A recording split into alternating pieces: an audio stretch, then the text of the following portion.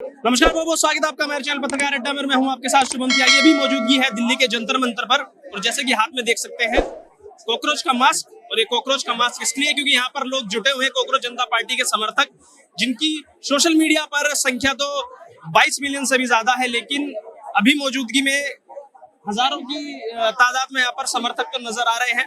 लगातार कहना है कि नीट का पेपर जो लीक हुआ है, जिस तरीके से स्टूडेंट के भविष्य के साथ खिलवाड़ किया जा रहा है, उसकी आवाज अब कॉकरोच जनता पार्टी उठाएगी और ये मास्क लगाकर सरकार के खिलाफ विरोध प्रदर्शन किया जा रहा है। काफी सारे लोगों की यहाँ मौजूदगी है, बात करेंगे, पूछेंगे आखिर मुद्दे क्या है, यहाँ पर आने की जरूरत क्या पड़ गई, और इन लोगों के बीच में इनकी राय जानने के लिए जंतर मंतर पर मौजूदगी। आइए कुछ लोगों से पूछेंगे, बात करेंगे। क्या वो राय रखने वाले हैं? क्या नाम है? मेरा नाम मोनू है, मेरठ से है। हम धर्मेंद्र प्रधान के इस्तीफे के लिए आए हैं। हम यहाँ प्रोटेस्ट कर रहे हैं, धर्मेंद्र प्रधान के लिए कर रहे हैं। और यहाँ कुछ जो है मनुवादी, कोई 200-250 के लोग हैं जो इसमें घुस चुके हैं। मनुवादी क्या होता है? मनुवादी क्या होता है? जो ये बात कर रहे हैं दूसरी, बता रहे देश विरोधी, ये देश विरोधी बता रहे हैं। आप देश विरोधी हो, आप देश विरोधी हो। अगर धर्मेंद्र प्रधान का इस्तीफा मांग रहे हो तो वो मांगना चाहिए। सरकार की विफलता है उसका बोलना चाहिए। तो आप इसको एक एक करके आप एक एक करके ये आप एक शब्द को बार बार क्यों पकड़ते हो कि मनुवादी? लगातार जब ये कॉकरोच जनता पार्टी के जो प्रवक्ता हैं वो भी लगातार ब्राह्मणों को लेके चीजें बोलते हैं। अब आप यहाँ खड़े होकर मनुवाद की बात कर रहे हैं, तो मनुवादी से क्या दिक्कत क्या है आपको? हमें कोई दिक्कत नहीं है। यहाँ पे एक आदमी है, वो सबको बता रहा है कि ये देश विरोधी है, ये देश विरोधी है, इस तरीके से बता रहा है। तो क्या कहेंगे बताओ? जो अब तक जो परीक्षा हो रही थी, ये प्रधानमंत्री के नेतृत्व में तो हो रही थी, 2014 से हो रही थी। आप ही के भाई है, तानाशाही कर रहे हो, आवाज नहीं दे रहे हो। मैं आऊंगा आपके पास, मना नहीं कर। मैं आपके पास आ रहा हूँ, उनको बोलने दीजिए ना, उनकी भी तो आवाज जानी चाहिए ना। अगर रुकिए, शांति बनाए रखिए। 2014 से मोदी जी की सरकार है। जो पेपर जो हो रहे हैं, लीक जो हो रहे हैं, ये मोदी जी के उसमें तो हो रहे हैं, मोदी के राज्य में तो हो रहे हैं, किसी और के राज्य में तो नहीं हो रहे। तो ये कैसा क्यों हो रहे हैं? ये एक्शन मोदी जी लेते तो ये इतनी जनता यहाँ पे आती नहीं। लेकिन उनका ये कहना है ना कि कौन सी सरकारों में पेपर लीक नहीं हुआ। आज के समय में मोदी सरकार में पेपर लीक होता है, पता भी चलता है, और उसको कैंसिल भी करते हैं, और जो आरोपी होते हैं उनके ऊपर कठोर कार्रवाई भी करते हैं। लेकिन कांग्रेस राज में तो घर से 5-5 लाख रुपए में पेपर बिकते रहते, तो कोई कार्रवाई नहीं होती थी। इतने किसी सरकार में लीक नहीं होते थे पेपर। कहाँ का पेपर लीक हुआ बताइए? नीट का पेपर लीक हुआ, और पेपर तो हो ही रहे। नीट का हुआ, और कौन सा हुआ? आपके पास भी हुआ पहले, SSC का भी हुआ, सबका हो रहा है यार। क्या हुआ SSC का? कौन से स्टेट में? यार पेपर लीक तो हो ही रहा है। नीट का पेपर कौन कराता है? अरे अब सवाल का जवाब तो दीजिए, आप ही की तो आवाज बन रहे हैं। नीट का मीडिया कराती है, ये होता है। इनसे 2 सवाल पूछ ले, 2 सवाल पूछने के बाद कॉकरोच जनता पार्टी का मास्क लगाए हो, क्या मांगे? पीसफुल प्रोटेस्ट है। Dharmendra Pradhan must resign. इसकी वजह क्या है? नहीं, इसकी वजह क्या है कि रिजाइन मांग रहे हैं? ये आपको पता नहीं है, मुझसे जानना चाह रहे हो? मैं आपसे जानना चाह रहा हूँ। पता नहीं है आपको? अरे मुझे तो पता होगा। वो सवाल प्रोटेस्ट में आप आए, मैं आया हूँ। नहीं, सवाल वो होना चाहिए ना जो बिल्कुल एकदम लाजमी। ये तो सभी को पता है कि यहाँ पर रिजाइन क्यों मांगा जा रहा है। मैं आपसे पूछ रहा हूँ ना, क्यों मांगा जा रहा है? अगर देश में एक एजुकेशन मिनिस्टर, और चीजों को तो छोड़ो, अगर एक पेपर लीक के एडमिनिस्ट्रेशन को नहीं संभाल सकता, तो देश उससे क्या उम्मीद रखे? बिल्कुल, आप बताओ। किस उम्मीद रखेंगे आप? मैं वही तो कह रहा हूँ। आप किस उम्मीद रखेंगे कि चलो मौजूदा सरकार, मेरा ये खुल गया, जरा इस पे बाद में चर्चा करेंगे। मौजूदा सरकार अगर विफल है तो किसके ऊपर भरोसा है? सत्ता शासन से ही जवाब होता है। नहीं होता है, बिल्कुल। पर मैं ये जानना चाह रहा हूँ, अगर मोदी सरकार पे भरोसा नहीं है तो किस पर दो? किस पे भरोसा नहीं है चलाना तो छोड़ दो। भरोसा कौन बैठेगा? तानाशाही नहीं है, देश तय करेगा। देश ने कर दिया था, तो इसमें 2024 में भी मोदी सरकार को बिठाया। अब नहीं चल रही तो देश तय करेगा ना। छोड़ दो, रिजाइन कर दो। बिल्कुल। अगर ऐसा लगता है ना प्रधानमंत्री देश के सिस्टम को नहीं चला पा रहे, और मैं मानता हूँ बहुत हद तक चला ही नहीं पा रहे हैं, रिजाइन कर दे। वो भी कर दे, क्या दिक्कत है? प्रधानमंत्री भी रिजाइन करे, क्यों ना करे? क्यों ना करे? प्रधानमंत्री के ऐसा हुआ नहीं है क्या? 2014 के बाद देश में बदलाव नहीं आया। देश में क्या पहली बार होगा? देश में बदलाव नहीं आया। देश में अरे प्रधानमंत्री की तो आदत है। गुजरात में भी तो इस्तीफा दिया मुख्यमंत्री के पद से, यहाँ भी दे देंगे, क्या दिक्कत है? इस्तीफा तब दिया ना क्योंकि प्रधानमंत्री बने। मुख्यमंत्री रहते हुए बने। हाँ? मुख्यमंत्री रहते हुए मुख्यमंत्री उन्होंने इस्तीफा दिया, प्रधानमंत्री बन गए। रहते हुए इस्तीफा दिया, हाँ। इस्तीफा दिया बस। वही तो मैं आपसे कह रहा हूँ ना कि अगर आपको मोदी जी पे भाजपा की सरकार पे भरोसा नहीं है तो आपने अपने दिमाग में थॉट प्रोसेस एक तो ये रखा होगा कि मैं इस सरकार को मौका देना चाहता हूँ। मेरा मानना है कि अगर जो है ना, अगर ये नहीं चल पा रहा है तो आप उसका इस्तीफा दो। अरे बिल्कुल, आपके दिमाग में एक थॉट तो होगा ना कि मैं इसको देखना चाहता हूँ। किसको? कौन सी सरकार तो तय करेगी ना, जनता ने 24 में तय किया। तय करेगी, जैसे 24 में तय करा आगे भी तय करेगी। अच्छा, अगर कहाँ से आए? कोटा राजस्थान। क्या कहेंगे कि जैसे लगातार बार बार बोल रहे हैं कि धर्मेंद्र प्रधान का इस्तीफा दो, क्या इस्तीफे से पेपर लीक रुक जाएगा? पेपर लीक नहीं रुकेगा, लेकिन कोई अकाउंटेबल ठहरेगा ना बंदा। अगर किसी को अकाउंटेबल, हम किसी को सवाल ही नहीं पूछेंगे तो ये तो बहुत खुले हो जाएंगे, हम तो करते रहेंगे। तो लगातार पूछा जा रहा है, अकाउंटेबिलिटी तो गवर्नमेंट ने भी ली। उन्होंने कहा हमारी सरकार में पेपर लीक हुआ है, हमने उसको कैंसिल किया, हम उसको दोबारा से करवा रहे हैं। लेकिन इस तरीके से सोशल मीडिया पे जिस तरीके से क्लिप्स वायरल हो रही है कि यहाँ के जो प्रवक्ता वक्ता है उनकी तस्वीरें, उनकी वीडियोस उमर खालिद के साथ हैं, उन पे भी तो सवाल उठेंगे ना। उमर खालिद कौन है? उमर खालिद वो है जो नॉर्थ ईस्ट को हमारे भारत से काटने की बात कर रहा था, तो उनकी मंशा पे भी तो सवाल उठने चाहिए। देखो, मेरा ऑब्जेक्टिव यहाँ पे आने का क्या है, पेपर लीक्स को स्टॉप करना। कितने पेपर लीक हुआ है पिछले 5 सालों में इंडिया में? बहुत, 50 से 100। नीट का 2024 में हुआ, 2026 में हुआ। सीयूईटी का हर बार कुछ ना कुछ होता रहता है। सीबीएसई में नया ओएसएम मार्किंग लिया है, किसकी जिम्मेदारी है? अगर मैं कुछ गलती करूंगा तो अकाउंटेबल मेरे मैनेजर होगा। अगर किसी ने कुछ गलती की है सीबीएसई के लेवल पे तो अकाउंटेबल कौन होगा? मैनेजर, जो है धर्मेंद्र प्रधान। तो उसको रिजाइन करना चाहिए इसलिए। लेकिन ये भी तो बताइए, जिसके नेतृत्व में विरोध प्रदर्शन हो रहा है उसके नेतृत्व पे भी सवाल उठ रहे हैं ना। वो भी तो एक पार्टी से जुड़े हुए ना, अभिजीत दीप के, वो भी उनकी भी सोशल मीडिया पे काफी चीजें वायरल है, गूगल पे भी कि भाई आम आदमी पार्टी से भी जुड़े हुए थे और जो प्रवक्ता बने हुए हैं, क्या नाम उनका, जुड़े हुए थे पहले, आम आदमी पार्टी ने काम किया। इससे क्या फर्क पड़ेगा इस प्रोटेस्ट में? अच्छा, आइडियोलॉजी नहीं बनेगी। आइडियोलॉजी क्यों बनेगी? प्रधानमंत्री उस बंदे ने हिम्मत दिखा के हम सबको इकट्ठा किया है, उसकी यही बड़ी बात है। चाहे उसका पार्ट, उसकी आइडियोलॉजी नहीं होगी उसमें। आइडियोलॉजी बिल्कुल होगी। आम आदमी पार्टी की आइडियोलॉजी में क्या मुझे कुछ गलत दिखता नहीं है, गलत हो भी तो मैं उसको सपोर्ट नहीं कर रहा, मैं उसके ऑब्जेक्टिव को सपोर्ट कर रहा हूँ। उसका ऑब्जेक्टिव है, और ऑब्जेक्टिव में जिन लोगों को साथ जोड़ा है वो उमर खालिद के साथ जुड़े हुए हैं। मैं उमर खालिद से जुड़ा हूँ, जो नेतृत्व कर रहे हैं, जिनकी वीडियो देख के आप यहाँ पे आए हैं। किसकी वीडियो देख के आए? किसकी वीडियो? मुझे पता था प्रोटेस्ट होने वाला है, यूट्यूब पे हर जगह है। किसने बताया? द देशभक्त नाम का चैनल नहीं बताए होंगे। द देशभक्त नाम का चैनल है, मुझे उससे पता चला। उसको देशभक्त तो किसने बताया?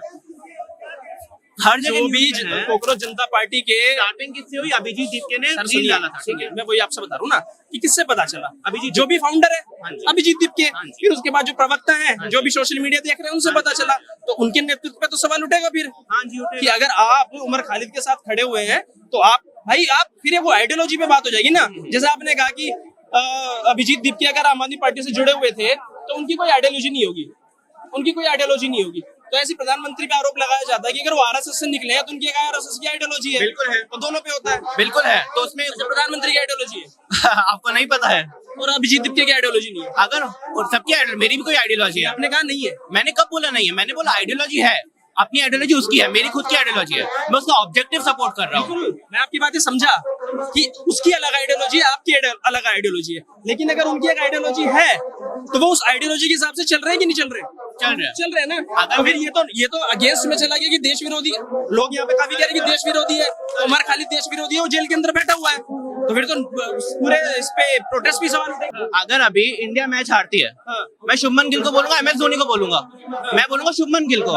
एमएस धोनी तो बुढ़ा हो गया, वो तो इंडिया कुछ कर नहीं रहा, तो मैं पहले वाली सरकारों के बारे में सोच ही क्यों रहा हूँ? अभी जो रूलिंग पार्टी है, मेरा हक है उससे क्वेश्चन करना। मैं शुभमन गिल को बोलूंगा, तू तेरी वजह से इंडिया हार रही है, करेक्ट। एमएस धोनी को बोलूंगा, तेंदुलकर को बोलूंगा नहीं, तो मैं ऑब्वियसली मोदी का फिर बीजेपी गवर्नमेंट को ही बोलूंगा, क्योंकि वो रूलिंग पार्टी है। धर्मेंद्र प्रधान रूलिंग पार्टी का है, इसलिए। लेकिन अगर महेंद्र सिंह धोनी ने 2011 में वर्ल्ड कप जिताया था तो आज भी बोला जाता है 2011 में महेंद्र सिंह धोनी ने वर्ल्ड कप जिताया था। तो वैसे ही प्रधानमंत्री मोदी भी बोलेंगे 2014 से पहले जितने भी पेपर लीक होते थे उस पर कोई कार्रवाई नहीं होती थी। आज हमारी सरकार में कार्रवाई होती है। आज उत्तर प्रदेश में यूपी पुलिस का पेपर लीक नहीं होता, अगर होता है तो एक दिन के अंदर वो कैंसिल कर दिया जाता है। तो नैरेटिव जो है पॉलिटिक्स का, वो नैरेटिव तो ऐसे ही चलेगा ना, कंपैरिजन तो चलेगा ही चलेगा। अगर आप शुभमन गिल की बात करेंगे तो आप धोनी की भी बात करेंगे, ऐसे ही आप अगर मोदी की बात करेंगे तो आप मनमोहन सिंह की भी बात करेंगे। किससे पूछूंगा?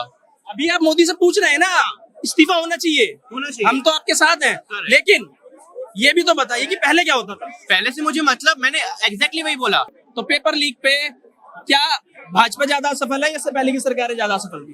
क्योंकि प्रेजेंट टाइम में जो सरकार है बीजेपी सरकार है और 2014 के बाद पेपर लीक का जैसा जैसा माहौल चल रहा है, जितनी बारिश नहीं हो रहा है उससे ज्यादा बार पेपर लीक हो रहा पेपर है। लीक। चाहे मानो मध्य प्रदेश का पटवारी का पेपर हो हाँ, या नीट का पेपर हो या यूपी का आपका लेखपाल का पेपर हो हाँ। या 69,000 वैकेंसी की टीचर वैकेंसी पर मुद्दा हो। उसमें पेपर लीक थोड़ी हो तो 69,000 में, अरे हर जगह मालूम नहीं, 69,000 में थोड़ी ना पेपर लीक हो। उसमें क्या हुआ था कि 3 बार 4 बार आप मालूम कोर्ट कचहरी करते करते एज आप जो अच्छा, अभी अभी मेन मुद्दा नीट का है। आपको पता है नीट क्या होता है? हाँ जी। क्या होता है नीट? अरे मेडिकल की जो स्टूडेंट तैयारी कर रहे हैं, क्या करते हैं नीट का पेपर पास करने के बाद? क्या करते हैं? अरे डॉक्टरी की तैयारी करते हैं। डॉक्टरी की तैयारी करते हैं। पेपर कौन कराता है वो? पेपर कौन कराता है? नीट का पेपर कौन कराता है? अरे नीट का पेपर मान लो जो परीक्षा कंडक्ट करा रहे हैं उसकी बात कर रहे हैं। कौन कराता है वही पूछ रहा हूँ। चलिए, नीट का पेपर कौन कराता है नहीं पता, नहीं आप बताइए ना। एनटीए कराता है, एनटीए नेशनल टेस्टिंग एजेंसी कराती है। तो नीट जो है, नीट की फुल फॉर्म क्या है? हाँ? नीट की फुल फॉर्म क्या है? नीट का फुल फॉर्म नहीं पता। नहीं पता। तो आपको ये पता है कि मोदी जी की सरकार असफल रही है पेपर लीक रोकने में। जब आपको यही नहीं पता कि नीट है क्या, तो आप विरोध क्यों कर रहे हैं? अरे पेपर जो हो रहा है पेपर साफ सुथरी होनी चाहिए, इसलिए हम कर रहे हैं। कांग्रेस साफ सुथरी थी? बिल्कुल साफ सुथरी नहीं होते थे पेपर लीक? नहीं, उसके जमाने में इतने पेपर लीक नहीं होते जितने इनके समय में हो रहा है। अच्छा। उत्तर प्रदेश में समाजवादी पार्टी की सरकार में खुले में 5 लाख रुपए में यूपी पुलिस का पेपर बिकता था, पता है आपको? हाँ? खुले में यूपी पुलिस का 5 लाख में पेपर बिकता था, पता है आपको? नहीं कभी ऐसा नहीं सुना। नहीं सुना। उत्तर प्रदेश में अखिलेश यादव की सरकार में यूपी पुलिस में जो नौकरी लेने की प्रक्रिया क्या थी, पता है आपको? उत्तर प्रदेश में नौकरी लेने की प्रक्रिया क्या थी? बताइए। अरे पेपर फार्म भरो, परीक्षा दो, उसके बाद जो परीक्षा होती थी? इंटरव्यू हो रहा है उसके बाद परीक्षा होती थी? बिल्कुल होती थी। अखिलेश यादव की सरकार बिल्कुल होती थी। यूपी पुलिस में? बिल्कुल होती थी। उनके समय में यूपी पुलिस की वैकेंसी आई थी, उसके बाद लेखपाल की वैकेंसी आई थी। मैं पूछ रहा हूँ कि लिखित परीक्षा होती थी? क्यों नहीं लिखित परीक्षा हो रही? लिखित परीक्षा होती नहीं होती थी। लिखित परीक्षा क्यों नहीं होती? नहीं होती। अरे मालिक, ग्रेडिंग आधार पे 2017 से पहले यूपी में अखिलेश यादव ने एक रूल बनाया था कि 10th और 12th के मार्क्स जोड़े जाएंगे, आपको फिजिकल देना होगा, आपकी कोई लिखित परीक्षा नहीं होगी। कौन सा तो ऐसे 2017 से पहले तो क्या ऐसे देश के युवाओं का भविष्य सुरक्षित था? नहीं, वो अपग्रेड कर रहे थे हाई स्कूल इंटर के मार्क्स को, ना किसी एग्जाम में हुआ तो ना किसी एग्जाम तो का ये जो प्रोसेस था ये सही था क्या प्रोसेस? कि बिना लिखित परीक्षा के आप सरकारी नौकरी दे दो किसी को? हम कह रहे हैं जैसा कितने पढ़े लिखे हो ये पूछ रहे हैं, जैसा वही कौन पूछ सा रहा हूँ। एग्जाम तैयारी की है और जो मैं आपसे वही पूछ रहा हूँ कि क्या बिना पढ़े लिखे, मॉडलिंग सर, करके हम मॉडलिंग करना चाह रहे हैं पिताजी, मॉडलिंग छोड़ के बिना पढ़े लिखे क्या किसी को हम भी कह रहे हैं जी, सरकारी हम नौकरी कह रहे देना हैं इस कि देश में जी, सही रोड है? बना रहा है, रोड लीक हो जा रहा है, कोई हाईवे है क्या सही? कोई पुल क्या सही है? आज कौन सी सही की है? 5 नाम बताओ, 5 हाईवे के नाम बताओ जो खराब हो गए। अरे सारे हाईवे पर 5 के तो नाम बताओ। द्वारका एक्सप्रेस खराब है द्वारका एक्सप्रेस वे? हम बता रहे हैं ना, द्वारका एक्सप्रेस बता रहे हैं। ऐसा है द्वारका एक्सप्रेस वे है जो 1 किलोमीटर रोड बनाने का जो 18 करोड़ रुपया सैंक्शन हुआ था। मोदी जी सबके बाप है, ये खर्चा किए कितना? 1 किलोमीटर बनाने के लिए 250 करोड़ रुपया खर्चा कर दिए। वो सोने की सड़क नहीं है, वो अलकतरा डामर की रोड बनाए हुए हैं। रोड के घोटाले, आपको रोड के आदिवासी जमीन सुनिए, घोटाले सुनिए, 50,000 आपको रोड के घोटाले पता है, बिल्कुल आपको एयरपोर्ट के घोटाले बिल्कुल, पता है, बिल्कुल। और आपको नीट की फुल फॉर्म नहीं पता, अरे आपको नीट- अरे- नीट कौन कराता है ये नहीं पता, अच्छा, बता रहे हैं। आपको उत्तर प्रदेश में कैसे सरकारी पूरी बात नौकरी सुनिए। देते, कैसे सरकारी नौकरी देते थे, आपको ये नहीं पता। आप कह रहे हैं हाईवे खराब है, मुझे 5 खराब हाईवे के नाम बताइए जहाँ सरकार टोल वसूलती हो। हाँ? 5 ऐसे खराब हाईवेज के नाम बताइए जो नितिन गडकरी ने बनाए और वहाँ से सरकार टोल अरे वसूलती हर है। टोल टैक्स में टोल पे नाम बताइए ना। अरे बहुत से द्वारका एक्सप्रेस, उसके बाद आपका द्वारका एक्सप्रेस वे खराब है, आप गए हैं कभी द्वारका एक्सप्रेस वे? कहाँ है अरे भैया, द्वारका एक्सप्रेस वे? है कहाँ? देखिए सबसे बड़ी चीज क्या कहाँ पे है द्वारका एक्सप्रेस वे? हाँ? कहाँ पे? द्वारका एक्सप्रेस कहाँ पे है? हाँ। मतलब कहाँ पे है? अरे कहाँ पे है क्या मतलब? कौन से स्टेट में है? द्वारका एक्सप्रेस में बात नहीं कर पता, दूसरा बताइए। चलिए क्या? दूसरे एक्सप्रेस वे का नाम बताइए जो खराब हो और वहाँ से बता रहे हैं। पूर्वांचल एक्सप्रेस वे खराब है, गए हैं कभी? आ गए। कहाँ तक गए उससे? अरे लखनऊ से उधर आपके जौनपुर तक के गए हैं। जौनपुर तक के गए, खराब है। हाँ जी। कुछ वीडियो बनाई फोन में? हाँ? सोशल मीडिया का जमाना है, वीडियो बनाई फोन में? अरे नहीं बनाए हैं। क्यों नहीं बनाए? क्योंकि देखे हैं, फूटी फूटी है, बने हुए कितना दिन हुआ है? हम महिला सशक्तिकरण को बढ़ावा दे रहे हैं, तो ये संसद में आए तो भी 50% आरक्षण दे महिलाओं को। तो वो तो उसमें तो विपक्ष ने समर्थन नहीं किया विपक्ष ना। नहीं कैसे क्या दिया है? ये इतना दिन से हम कह रहे हैं कि आप 9 सीट पहुंचाएंगे तब देंगे। अरे बिना बहुमत के कैसे पास हो जाएगा महिला आरक्षण बिल जब तक बहुमत नहीं होगा? अरे बहुमत के आप अपने सांसदों को दीजिए ना। आपने 240 है, 200 बहुमत का आंकड़ा कितना है? बहुमत का आंकड़ा कितना है?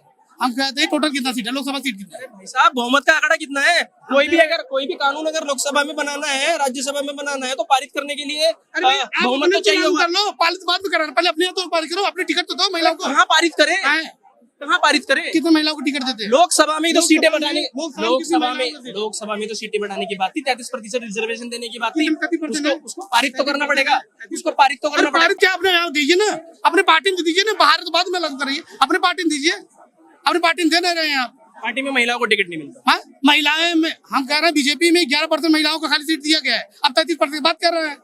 मेरा नाम एडवोकेट मुकेश शर्मा, हरियाणा डिस्ट्रिक्ट रेवाड़ी, तहसील बावल और गांव रघुनाथपुरा से आया हूँ जी। जी बोलिए। मांगे सबसे पहले हमारी की जो शिक्षा मंत्री धर्मेंद्र प्रधान है उनका तुरंत प्रभाव से इस्तीफा हो, और उसके बाद अगली बारी जो है देश के 2 सबसे बड़े गुजराती रंगे बिल्ले शाह और मोदी उनका प्रधानमंत्री रंगा बिल्ला। बिल्कुल पक्का लिख लो, आप ऑनलाइन चला दो। अच्छा, और जो बैठेगा वो क्या होगा फिर? प्रधानमंत्री के इस्तीफा देने के बाद जो भी नया प्रधानमंत्री बनेगा उसका नया नाम क्या रखेंगे?